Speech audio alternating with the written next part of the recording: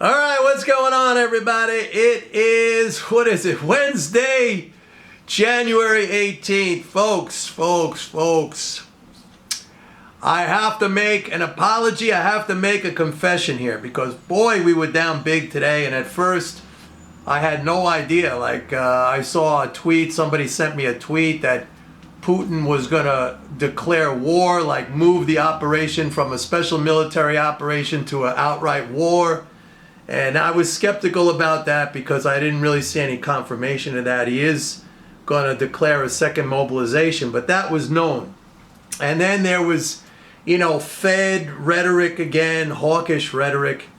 But, we've seen that recently, and the negative impact to the market is very short-lived now because, we have the positive fiscal flows. And then late in the day, I had a friend remind me, a subscriber actually, said, Mike, January 15th was a quarterly individual tax payment day. And because that was a Sunday and then the next day was a Monday, Martin Luther King holiday, it was moved to yesterday, the 17th. And I was like, oh, man. And it's very rare that I miss, I'm always here telling you guys about this. I tell you about the quarterly interest payment days. I tell you about the quarterly corporate tax drains. I tell you about the April 15th and then October 15th. I totally forgot about January 15th. And lo and behold, when I looked at the numbers, I remember yesterday, you may recall in my video yesterday that I said, it was strange. We had an 11.3 billion net drain on Friday. That was the biggest of the month so far. But yesterday we had a 53 or 54, I got to go back, but a 50-something billion net drain. I mean, it was huge. And so the last two statement days, Friday and Tuesday, you're looking at almost like 70 billion drain. Now here's a swimming pool. Boom, that was a big drainage of the swimming pool in those 2 days. So of course the market is going to go down. Of course it's going to have a really hard time, rallying. And if you could forget about rallying when they're sucking out 70 billion of financial balances from the economy, in 2 days. And by the way, these drains, we've seen these quarterly tax drains, they tend to trickle on. They don't end like in a day or two. They tend to trickle on. So there may be more coming, but at a diminishing pace. So I apologize, folks. I mean, I made a mistake. And, what can I tell you? I mean, it slipped my mind. I wasn't focused on it. I was thinking about, today's going to be, yesterday I think I said in my video, today's going to be a good day because we got a Social Security payment. But obviously it wasn't enough to offset, the drain of the prior 2 days. Almost 70 billion. We went from a 118 billion deficit on Thursday, January 12th, to a 50 billion deficit. We're still deficit. But again, 70 billion drop in the swimming pool, draining out that swimming pool. That's almost half. Think of the swimming pool it's almost half the water was drained out, very quickly. It took all the way till January 14th to run up that 118 billion deficit. And then in 2 days, almost half of it was drained out. So once again, we're back in this ridiculous pattern of we got to recover that drain. Luckily, we're still working with a deficit for January. So, today we had a Social Security payment. So I hope now you guys you've been following me for a while and I've been explaining to you how these flows and these drains, I mean, it should be pretty apparent to you the impact on the markets. I mean, it's really very logical and very fundamental. And again, I think, I came up with the best analogy of the swimming pool. When the swimming pool is filling up, everything is going up. It could be at a slower rate because the water flowing in maybe is flowing in at a slower pace than it was last year or last month whatever, but it's filling up, net filling up.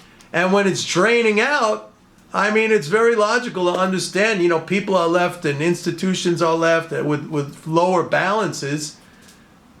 What are you going to do? I mean, if you don't have the money, you don't have the money, right? To deploy. And people sell stocks too to raise cash to make these tax payments. I've done that in the past. So here's the thing. Let's, this I'm not sure this could alter my outlook a little bit because, all right, I've been telling you that February 15th we're going to have the quarterly interest payment. We also have, don't forget, and I also left this out, and a friend of mine brought this to my attention. I think about this every year, but I don't know, maybe I'm just losing my mind a little bit this year. But starting in February and then more so in March, we get tax refunds, IRS tax refunds. So whatever's being drained out by taxes, we get that replaced pretty quick with those tax refunds. Now, I went to look, and I think that last year there was a delay in tax refunds. Because most of the refunds, or not most, but a bigger percentage of the refunds came in March. But anyway, we had something like 80-something billion in February. Okay, we had like 105 billion in March. And then we had something like, I think it was something like 60 billion in April. So altogether, about 260 billion over those 3 months were added. But, we had big drains going on too. But we'll have to see how that is. But the other thing I would add to this, and I don't want you to get all like confused. I keep talking about billion drained, billion added, billion drained. So it's like, I understand it gets confusing. I just need to just mention one other thing here, which is the fact that when I look at the flows right now, for example, when I look at where we are in January, what's flowing out, leading flow. When I say leading flow, that's the government spending before the tax. That's just like what's going in first, before it's drained out. And that's up already up like 14% over December. So I said there was going to be a significant increase in 2023. And I said that because we were going to see interest income transfers go up. We're going to see the Social Security benefits go up. And we're seeing it. I mean, the numbers are there. The numbers don't lie.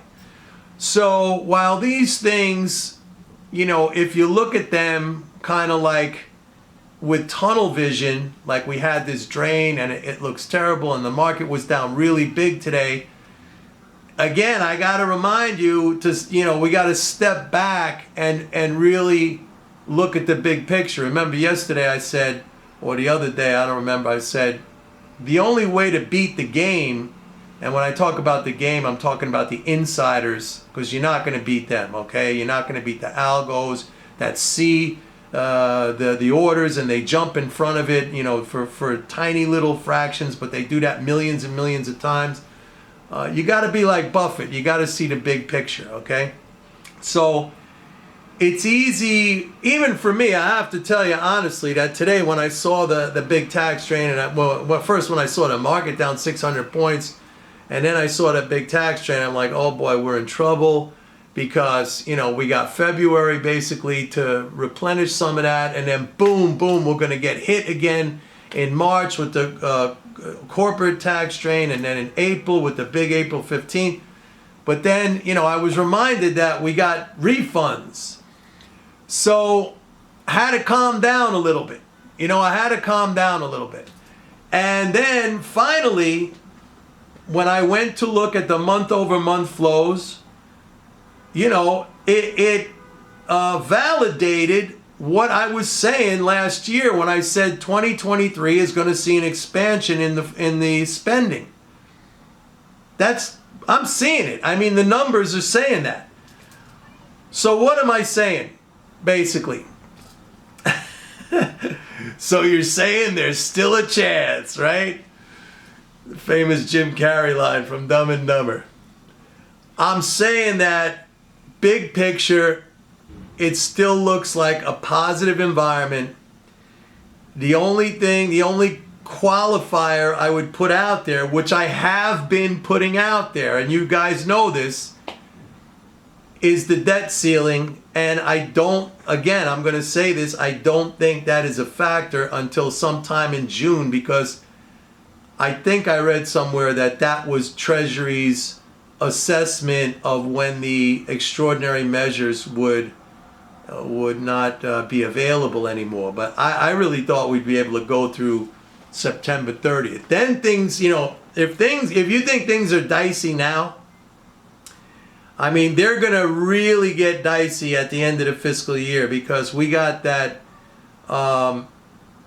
the fiscal hawks at the House of Representatives, represented by that Freedom Caucus, this guy Chip Roy. I don't know if I mentioned his name, but he's the most dangerous man in America. Chip Roy is a virulent deficit hawk, and his mind is deluded by what many other people's minds are deluded by, thinking that the government is like a household in its finances.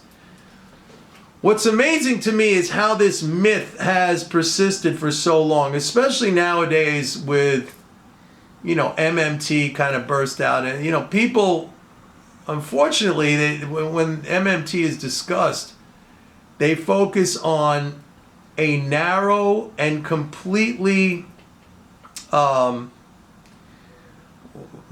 wrong or inaccurate or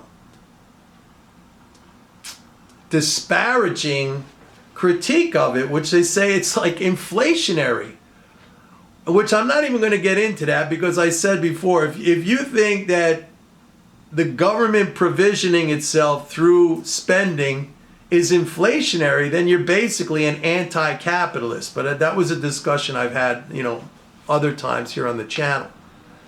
But it amazes me that this narrative of the government's finances being like a household is still so deeply embedded. It hasn't even been chipped away at the slightest bit. For example, yesterday, Kevin McCarthy, the Speaker of the House, he was on a show. I don't remember if it was CNBC or Fox Business or something, and he was saying, hey, if you give your kid a credit card and the kid keeps spending and spending and spending, you don't raise their limit. You sit down with the kid and you say, okay, you could spend up to here, but you're going to have to cut some spending over here. I mean, this is conflating, again, this is conflating a household budgets or a household finances with that of a currency issuing monopolist sovereign country, the United States of America. And it's incredible to me, and also maddening and frustrating, that this narrative still persists.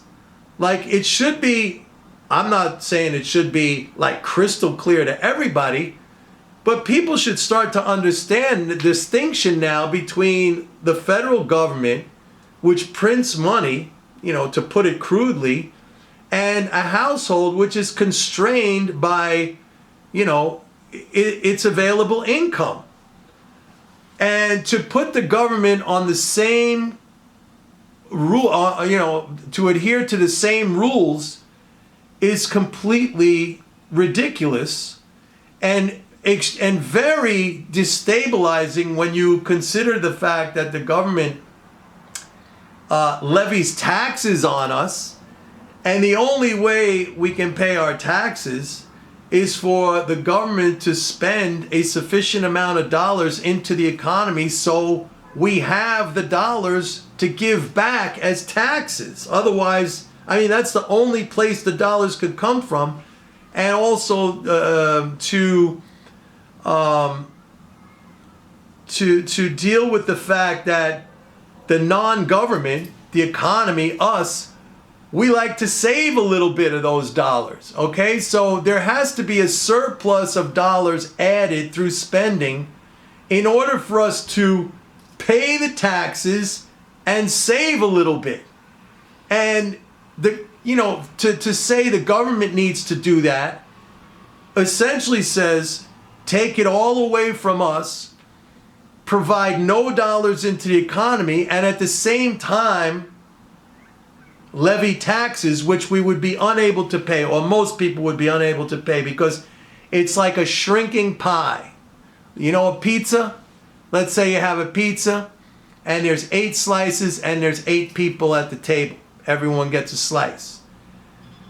Now there's 7 slices and there's 8 people at the table. Somebody's not going to get a slice, or they're going to get a smaller slice.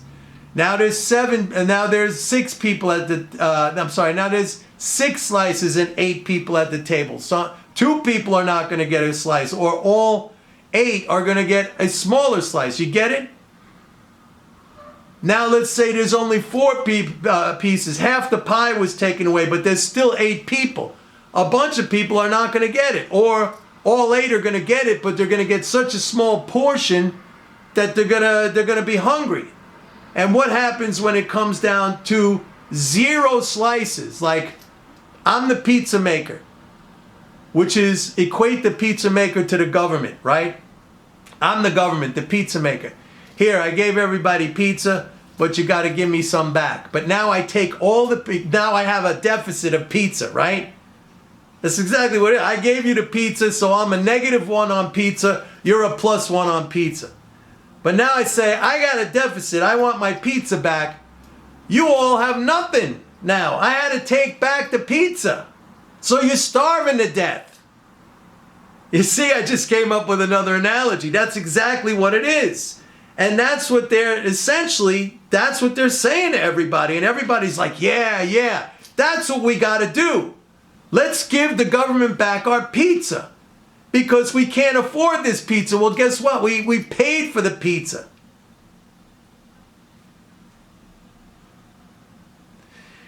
So that's exactly what's going on. And maybe it should be explained like that. I don't know, because it's just, to me, it's incredible that this narrative continues to this day. I mean, it's really, really incredible. It would be different. It would be a different story, folks, if we were on a gold standard and then the government, or a pizza standard. Let's say the government needed pizza in order to issue its currency.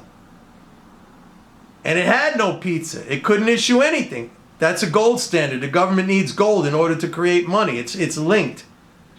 All right? Or the government needs some other currency. Well, let's say the government needs pizza. It's a pizza standard. Now the shoe is on the other foot. The government's got to go out and do something to get some pizza from somebody. Then it leaves the rest of us with less pizza, but the government has pizza, then it could issue like some certificates or something for that pizza, which is good exchangeable for pizza. You see what I'm saying? Probably not. It was better the first time I went through that analogy. All right, that's it, folks. Remember, if you want to be on my a lot of you are starting to sign up for my email list, and when I see something interesting or whatever, but get your name on it. The link here, it's just my email address, mnorman@pitbulleconomics.com. The link is in the description below. Just click, say, hey, Mike, put me on the email list. All right, everybody. Bye.